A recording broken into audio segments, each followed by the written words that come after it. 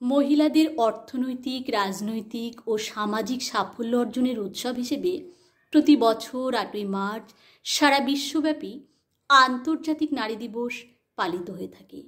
নারীদের প্রতি শ্রদ্ধা, নারীদের কাজের প্রশংসা ও তাদের ভালোবাসাকে প্রকাশ করার জন্য এই দিনটিকে বেছে নেওয়া হয়েছে।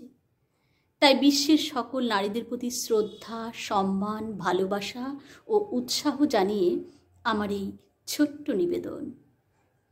সর্বজয়ী নারী, কবি চন্দন সিনহা রায়।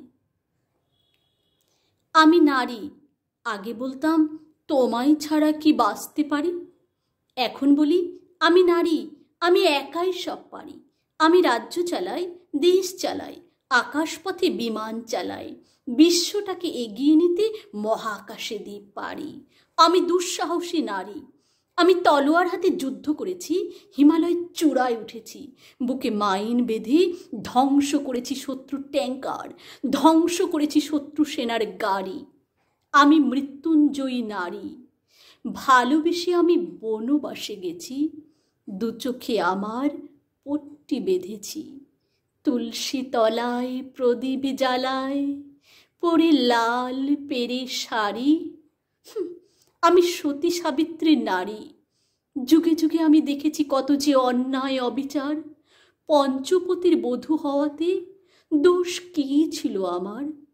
কত ভৎসনা, কত অপবাদ, খুলে নিতে গেল শাড়ি, আখ্যা পেলাম কলঙ্কিনী নারী।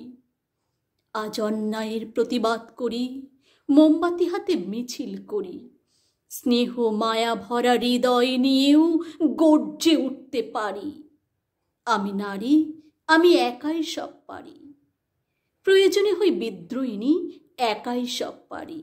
আমি নারী, আজ একাই সব পারি। আমি নারী, একাই সব পারি।